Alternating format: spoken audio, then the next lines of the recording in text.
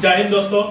हम लोग पिछले दो वीडियो से आर्टिकल्स के बारे में पढ़ रहे हैं, जिसमें इससे पहले वाले वीडियो में हम लोग ए और एन के बारे में पढ़ चुके हैं। आज हम लोग आर्टिकल्स का जो अंतिम भाग है द, उसके बारे में जानेंगे कि यूज ऑफ द कहाँ कहाँ होता है। तो सबसे पहले लिखेंगे यूज ऑफ द। हालांकि इसे कहीं पर द भी बोला जाता है और कहीं पर दी भी बोला जाता है।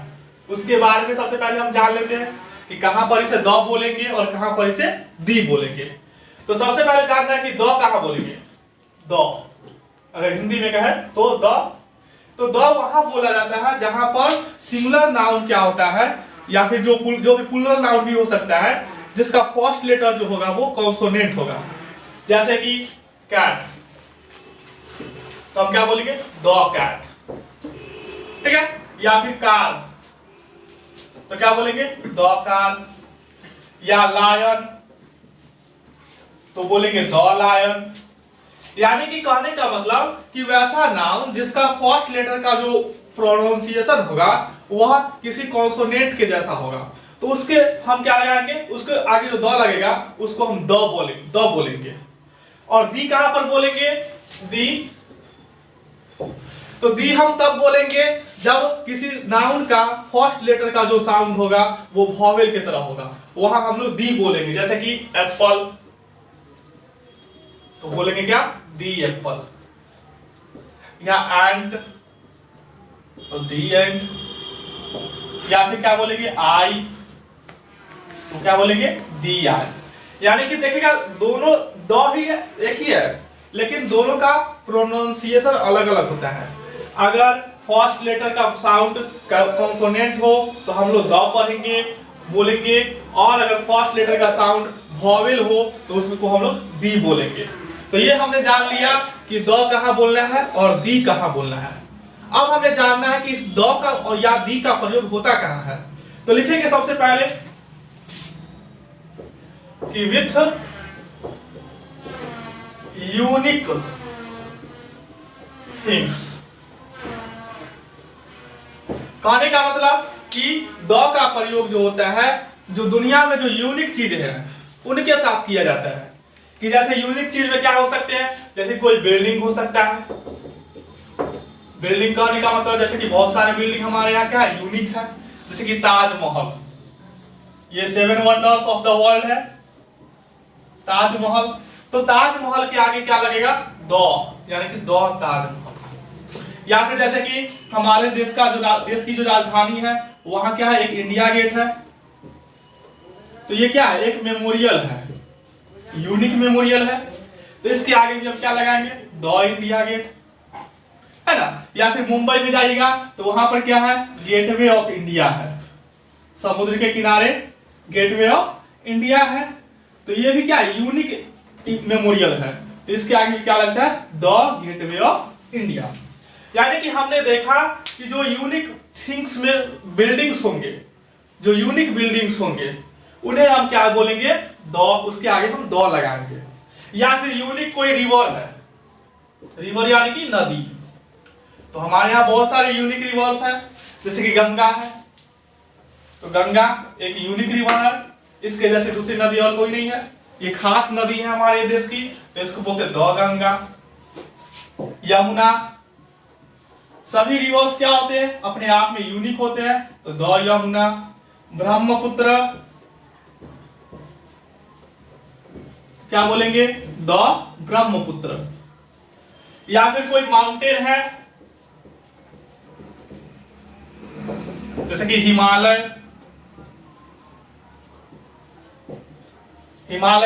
तो ये क्या है, यूनिक माउंटेन है, खास माउंटेन है, तो इसके आगे भी हम क्या लगाएंगे, द लगाएंगे। या फिर कुछ ऐसे भी देश के नाम होते हैं जिनके आगे द लगता है, कुछ देश के नाम है। जैसे कि देखिएगा कंट्रीज, सभी कंट्रीज के साथ नहीं लगता है, लेकिन कुछ खास देश है जिसके आगे, नाम के आगे द लगता है। जैसे कि the United states of America, देखा होगा, सुना होगा इसके बारे में कि यूनाइटेड स्टेट्स ऑफ अमेरिका को क्या बोला जाता है, the United states of America. या फिर द नीदरलैंड्स, द नीदरलैंड्स, या फिर द यूनाइटेड किंगडम,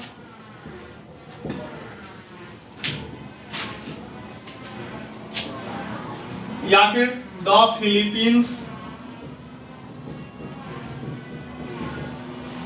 यानी कि इस प्रकार से हम कह सकते हैं कि कुछ ऐसे दुनिया में देश है जो कि क्या है, यूनिक है, एक खास तरह के देश है जिनके आगे द का प्रयोग किया जाता है। हालांकि सभी देश के नाम के आगे द का प्रयोग नहीं किया जाता है, या कोई भी प्लेस का नाम है उसके आगे भी द का प्रयोग नहीं किया जाता है, लेकिन दुनिया में कुछ जगह को छोड़ करके उसके कुछ जगह या कुछ देश ऐसे हैं जिनके आगे द का प्रयोग किया जा सकता है। या फिर हम आगे पढ़ेंगे तो इसमें देखेंगे जैसे कि कोई खास अथी है, क्या बोलते हैं उसको, जैसे कि सी है, समुद्र, समुद्र है, तो समुद्र की जैसे कि हमारा ये है इंडियन ओशियन, हिंद महासागर। तो हिंद महासागर क्या एक यूनिक सी है, तो इसके आगे क्या लगेगा, तो इंडियन सी। या फिर अरबियन सी,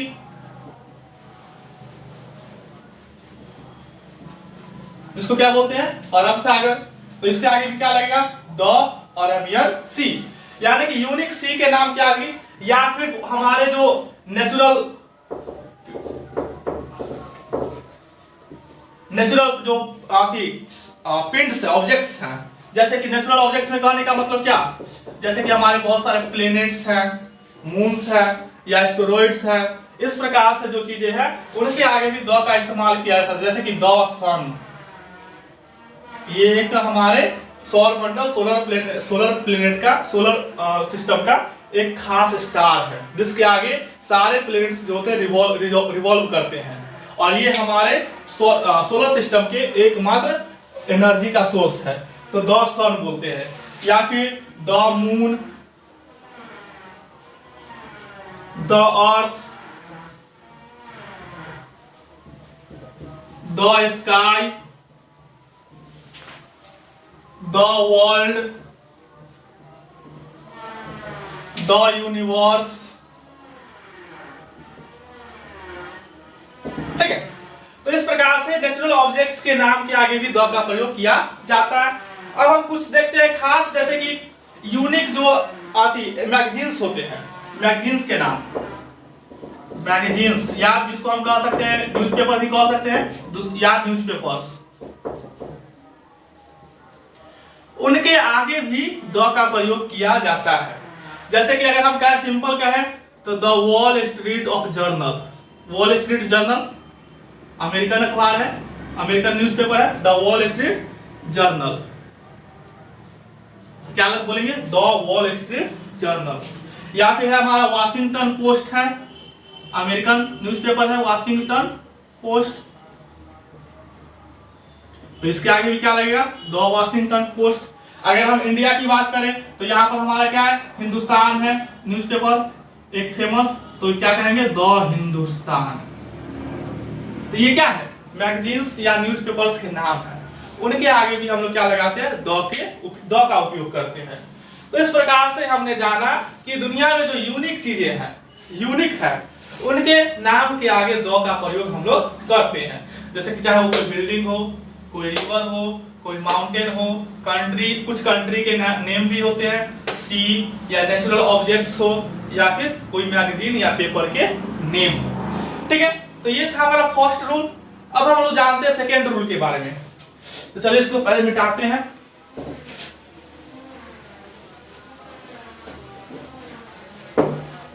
चलिए तो सेकेंड रूल हम लोग देखते हैं, जैसे कि क्या कहेगा, तो जैसे कि विथ पार्टिकुलर कॉमन नाउन्स के आगे हम लोग क्या करते हैं, द का प्रयोग करते हैं। पार्टिकुलर का मतलब क्या, खास कॉमन नाउन होगा, उसको दर्शाने के लिए भी हम लोग क्या करते हैं, द का प्रयोग करते हैं। जैसे कि अगर एग्जांपल के लिए अगर हम कहें, कोई एक सेंटेंस बताए कि he is the same boy whom I gave 10 rupees। यानी कि कहने का मतलब कि वह वही लड़का है जिसे मैंने 10 रुपये दिए थे। तो यहाँ पर क्या है, यहाँ पर जो लड़का के बारे में हम बता रहे हैं, कोई खास लड़का के बारे में बता रहे हैं, तो उस खास लड़का को दर्शाने के लिए हम क्या कर रहे हैं कि द का प्रयोग कर रहे हैं कि he is the same boy whom I gave 10 rupees। वह वही लड़का है जिसे मैंने 10 रुपये दिए थे। क्या था? The boy who is crying is Ram's brother। कहने का मतलब क्या कि लड़का जो रो रहा है वह राम का भाई है।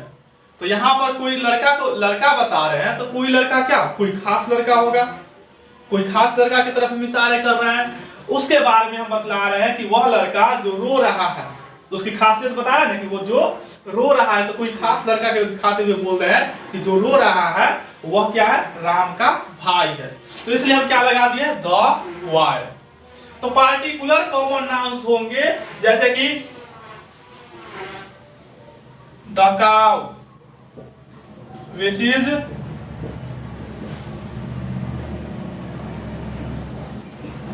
Grazing grass is mine,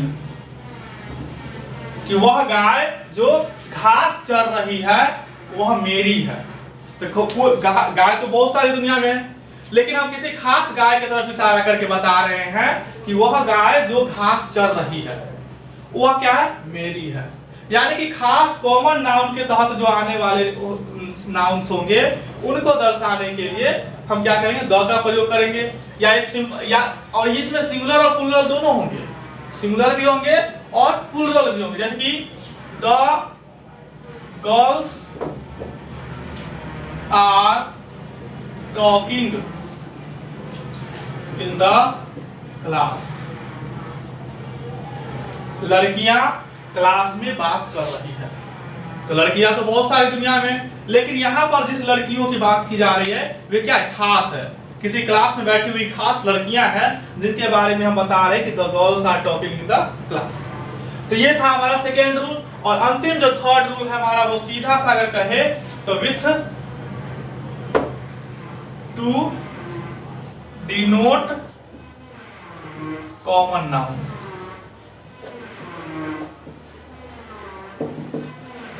common noun को डिनोट करने के लिए हम लोग द का प्रयोग करते हैं। यहां पर था पार्टिकुलर कॉमन नाउन और यहां पर था सिर्फ कॉमन नाउन है। कि जैसे कि the dog is a faithful animal. तो यहां पर किसी खास डॉग की बात नहीं की जा रही है, ये कॉमन नाउन है। यहाँ पर यानी कि पूरे इनकी पूरी कॉमन क्लास की बात की जा रही है, पूरी जाति की बात की जा रही है कि कुत्ता एक वफादार जानवर होता है। तो कोई खास कुत्ता नहीं, यहाँ पर कॉमन तौर पर कहा जा रहा है कि जितने भी कुत्ते होते हैं, कुत्ता होता है वह क्या होता है, वफादार होता है। इसे क्या बोलते हैं, the dog is a faithful animal. तो यहाँ पर डॉग जो क्या है, पूरे कॉमन नाउन को दर्शा रहा है। या फिर कि the lion is a powerful